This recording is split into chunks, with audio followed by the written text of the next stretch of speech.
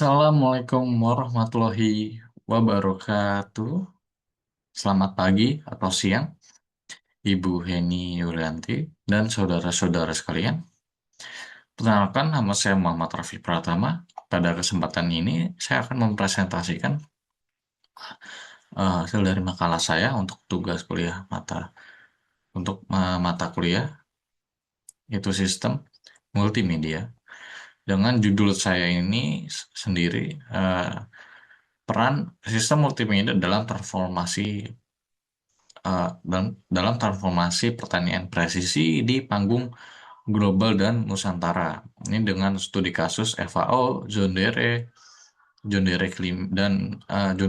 dengan Climate Field View, dan ada Halo Robotics untuk dalam negeri, dan juga ada studi kasus dalam negeri lainnya itu BBPP Lembang. Jadi nanti kita akan di sini saya akan membahas isi dari makalah saya itu akan membahas bagaimana teknologi sistem mulia mulai dari pencitraan drone, visualisasi data sampai simulasi realitas virtual yang mulai diterapkan itu di sektor pertanian dan perkebunan baik oleh lembaga internasional maupun itu dalam negeri. Jadi sebelum masuk ke isi, sini saya ada membagi presentasinya. Ini yang mulai dari bab pertama, ada pendahuluan, bahasa latar belakang dan tujuan penulisan. Bab kedua, landasan teori mengenai definisi sistem multimedia dan keterkaitannya. Bab tiga, ini metode penulisan sendiri. Nah, saya menjelaskan bagaimana makalah saya ini disusun.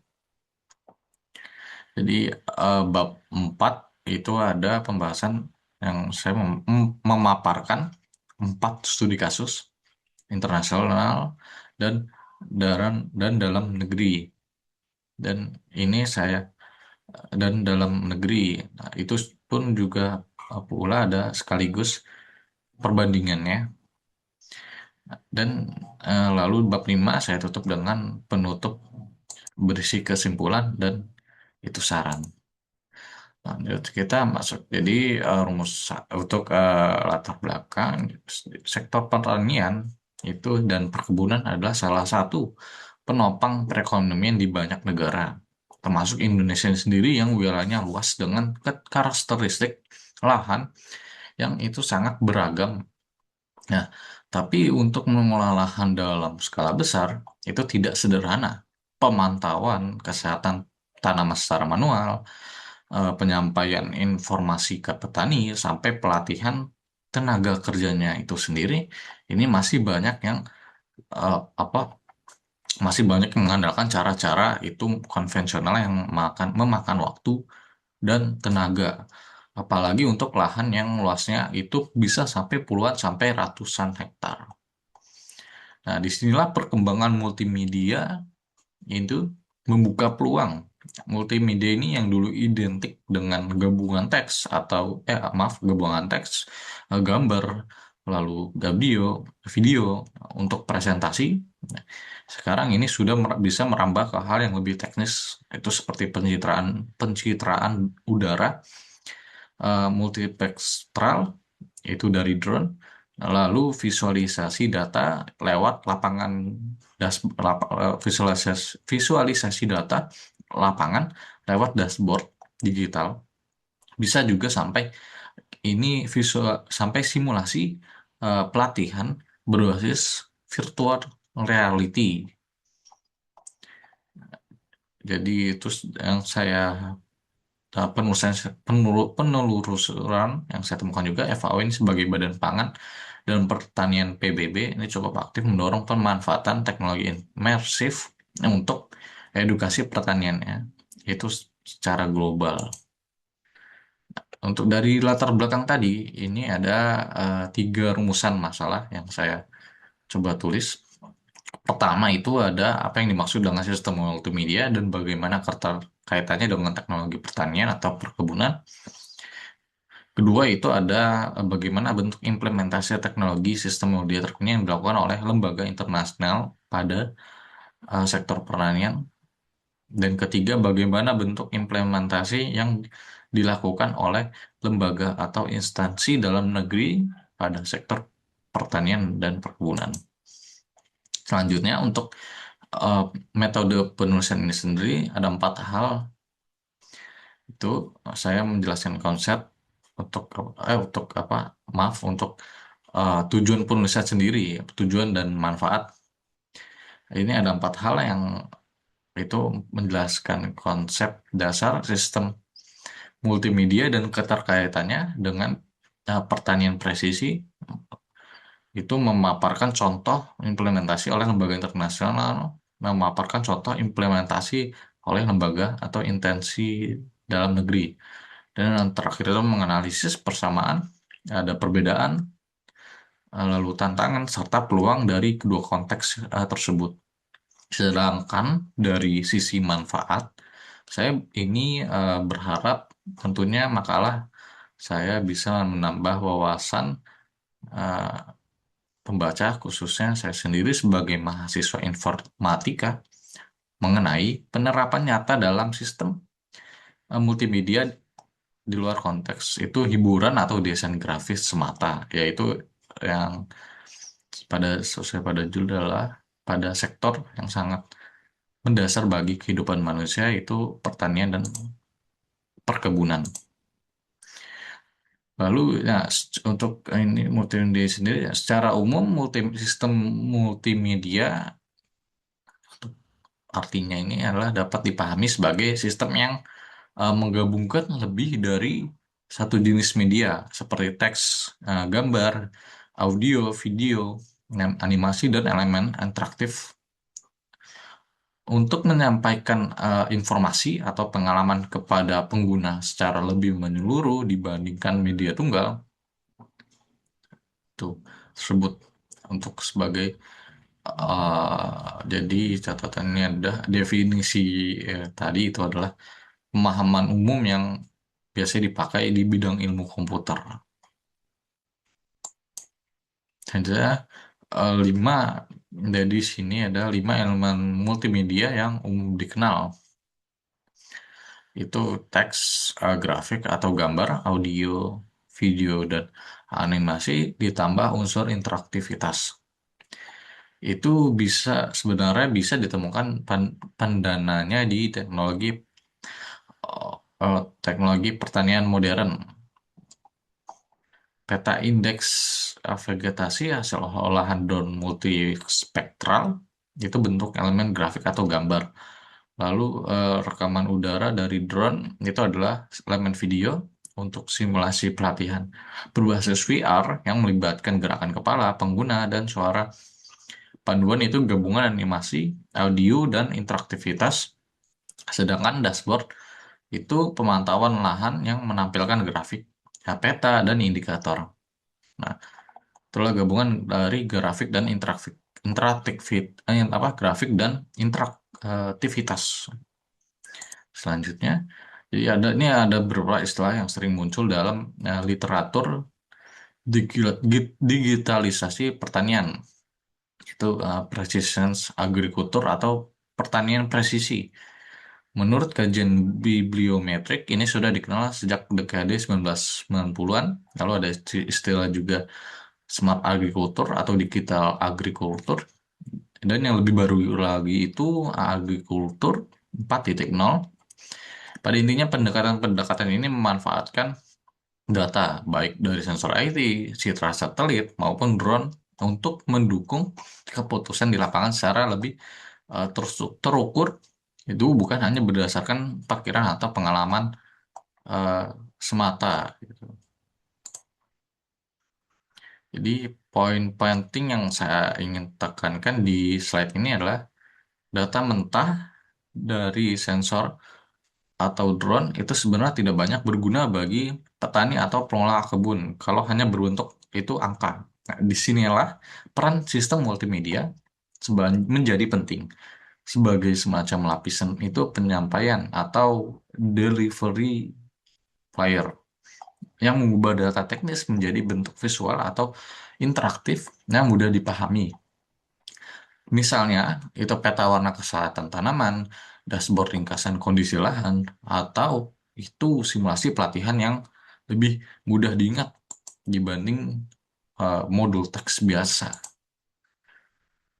Nah, makalah ini saya susun dengan pendekatan untuk metodenya deskriptif komparatif.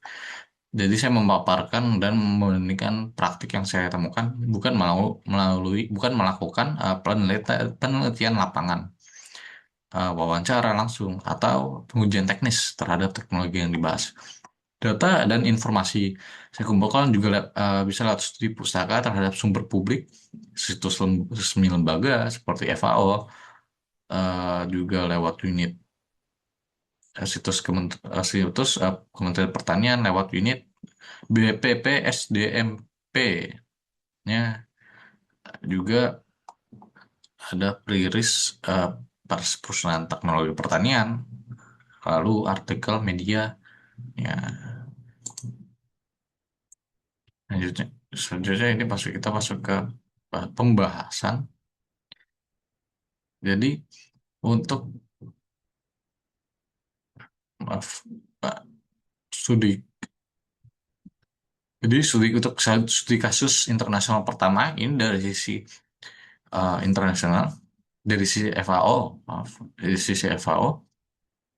di laman resminya ini FAO itu menyatakan bahwa teknologi digital dan kecerdasan buatan ini membuka peluang besar untuk mentransformasi sistem pangan dan pertanian di seluruh dunia, mencakup precision farming, pertanian berbasis iklim, atau climate smart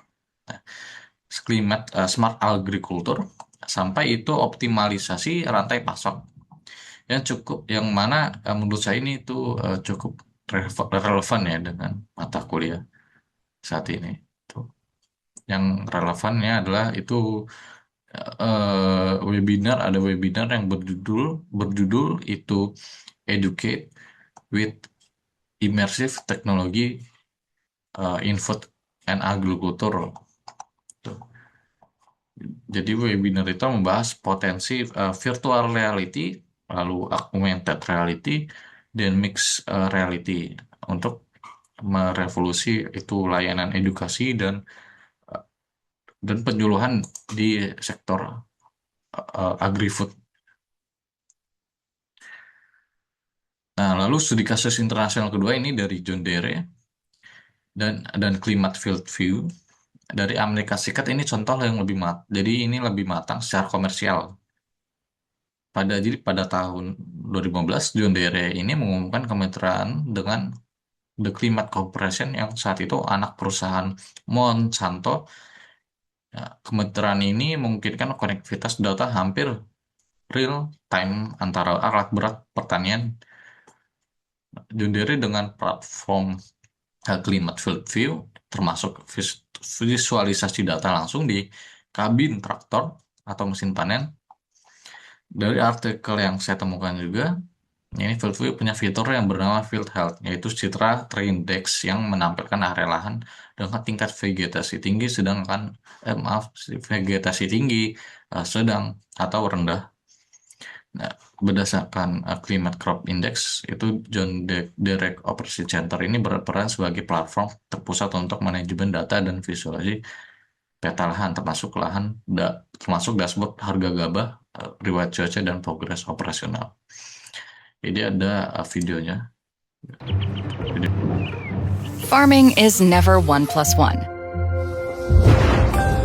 It's 52 divided by 12 to the power of complicated.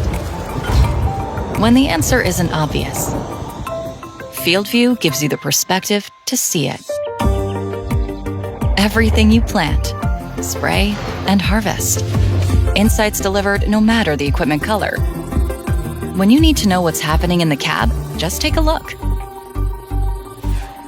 Every scouting trip, field image, or acres that need attention, they're all here.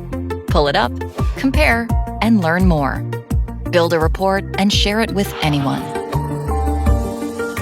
See where to save or invest more. Clear results on every drop, trial, and seed. Scripting that's backed by nearly 1 million test plots from Bayer Crop Science. seed and soil, agronomy, and beyond. Driven by data science, but designed to be simple. All your field data presented in a way that's easy to understand, always in your control, and connected to all your equipment. See how it all works together with FieldView. Itu kita langsung pada pindah ke studi kasus ke dalam negeri. Yang pertama itu adalah Halo Robotics. Nah, ini penyedia layanan pemantauan berbasis drone yang menggunakan unit DJI Mavic 3 multispectral. Drone ini dilengkapi sensor yang menangkap spektrum cahaya hijau, merah, red edge, dan near infrared, sehingga bisa memberikan informasi kondisi fisiologis tanaman yang sebenarnya tidak terlihat oleh mata manusia. Ada jadi keterangan yang saya temukan, ini hasil pemetaan udaranya punya resolusi sekitar 5 sampai 10 cm per pixel yang kemudian diolah menjadi peta indeks yang menjadi peta indeks vegetasi.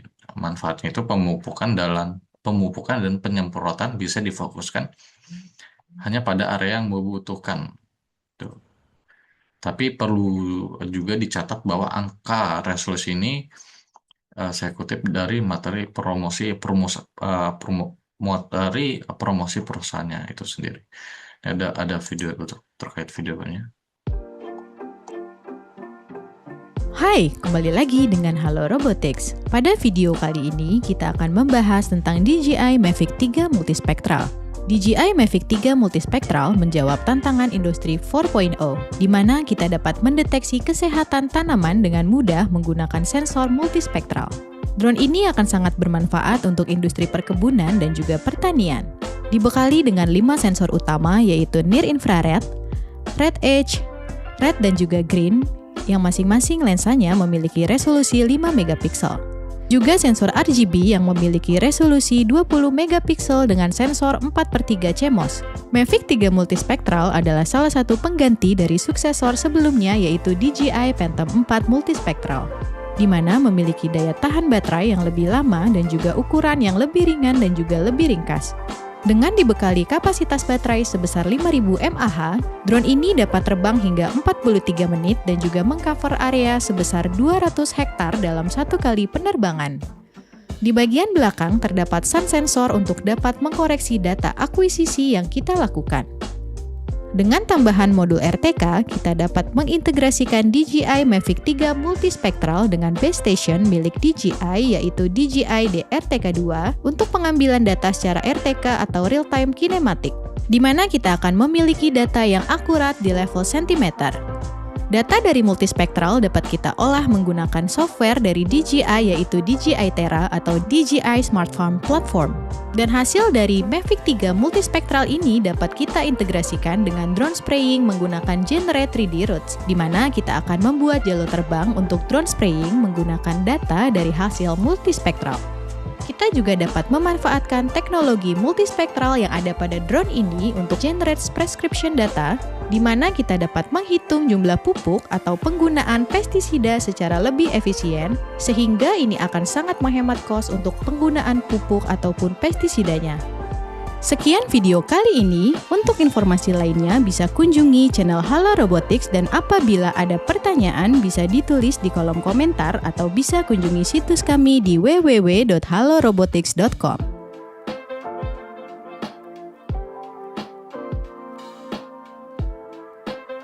Jadi yang menarik dari contoh Halo Robotik ini, secara konsep sebenarnya tidak jauh berbeda dengan Climate Field View yang saya bahas itu di slide sebelumnya. Sama-sama ini mengolah citra jadi peta indeks vegetasi. Untuk studi kasus berikutnya ini dari sisi akademik penelitian oleh Prasyanto dan kawan-kawannya tahun 2018. Mereka ini memperkenalkan teknologi VR berbasis smartphone menggunakan perangkat sederhana seperti VR Box yang disambungkan ponsel sebagai alternatif media penyuluhan pertanian. Uji cobanya itu dilakukan pada penyuluh pertanian yang sedang mengikuti diklat di BBPP Lembang. itu sekitar Maret 2018. Jadi berdasarkan abstrak penelitian yang saya eh, akses itu, sebagian besar penyuluh, penyuluh itu menyatakan tertarik dengan inovasi ini dan menilai VR bisa jadi media alternatif penyuluhan bagi petani milenial. Jadi jadi saya eh, menemukan ya dari abstrak dan cuplikan artikelnya lewat ResearchGate. Jadi bagi saya sendiri contoh untuk BPP ini, Lembang ini penting karena menunjukkan bahwa penerapan multimedia di sektor pertanian tidak selalu butuh perangkat mahal seperti drone profesional. Nah, untuk merakom 4 studi kasus, itu saya buat perbandingan sederhana ya, dari si fokus utama contoh internasional lebih ke kebijakan digital agrikultur skala global dan platform komersial untuk pertanian skala besar. Nah, sementara contoh dalam negeri itu lebih ke jasa pemetaan drone untuk perkebunan dan riset media penyuluhan. Dari sisi penerapan itu contoh internasional sudah lintas negara dan terintegrasi dengan alat berat pertanian modern. Sedangkan contoh dalam negeri itu masih pada skala perusahaan atau kebun tertentu. Dan itu juga skala pelatihan institusinya. Begitu juga dari sisi kematangan teknologi, Field View ini seperti sebelumnya misalnya sudah berjalan sejak pertengahan 2010-an. Sementara untuk yang di dalam negeri, contoh dalam negeri itu masih tahap pelayanan needs atau reach awal. Nah, dari sisi tantangan sendiri, evaluasi sendiri ini secara eksplisit menyebut kesenjangan digital atau digital divide jadi, sebagai isu utama yang mereka coba atasi lewat program-programnya. Menurut apa kondisi wilayah menurut saya itu kondisi menurut saya ini relevan dengan kondisi wilayah pedesaan di Indonesia yang belum tentu punya akses internet yang stabil. Selain itu, perangkat seperti drone multispektral ini maupun headset VR itu umumnya masih tergolong mahal untuk petani perorangan. Jadi adopsinya itu lebih realistis terjadi di level perusahaan perkebunan atau lewat program bantuan pemerintah. Tapi juga dari sisi peluang, keberadaan pemain lokal seperti Haro Robotics itu menunjukkan ekosistem teknologi pertanian berbasis multimedia di Indonesia sudah mulai terbentuk. Hasil riset BBPP-nya Lembang itu yang seperti sebelumnya menunjukkan minatnya itu tinggi dari penyuluh terhadap VR juga jadi sinyal positif khususnya untuk generasi petani yang lebih muda. Kalau bisa didukung ketersediaan perangkat yang terjangkau. Kita sudah masuk pada akhir, jadi berdasarkan pembahasan yang tadi yang bisa disimpulkan bahwa sistem multimedia baik dalam bentuk citra digital, video, dashboard interaktif, maupun simulasi VR, kini itu berperan sebagai jembatan yang mengubah data teknis pertanian presisi menjadi informasi yang mudah dipahami dan ditindaklanjuti oleh penggunanya. Lembaga internasional itu seperti FAO mendorong pemanfaatan teknologi imersif untuk edukasi. Sementara platform komersial seperti John Deere, Operation Center, dan Climate Field View ini sudah menerapkannya secara matang di skala industri.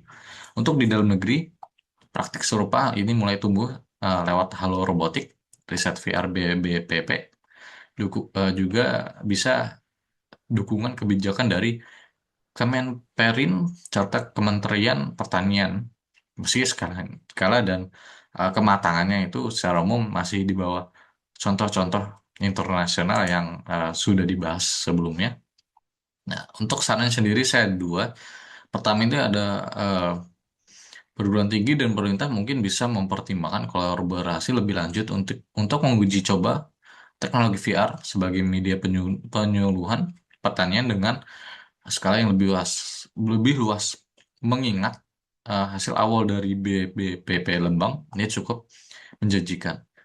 Yang kedua, ini pengembang aplikasi termasuk kan saya sendiri mahasiswa informatika ini bisa mulai menjajahi menjelajahi pengembangan aplikasi multimedia sederhana. Misalnya itu visualisasi dataset atau modul pelatihan berbasis HR, augmented reality, yang disesuaikan dengan kondisi dan daya beli petani atau perkebunan skala kecil. Jadi sekian apa yang bisa saya presentasikan. Bila ada kesalahan kata atau kurangnya kata, mohon maaf. Wassalamualaikum warahmatullahi wabarakatuh.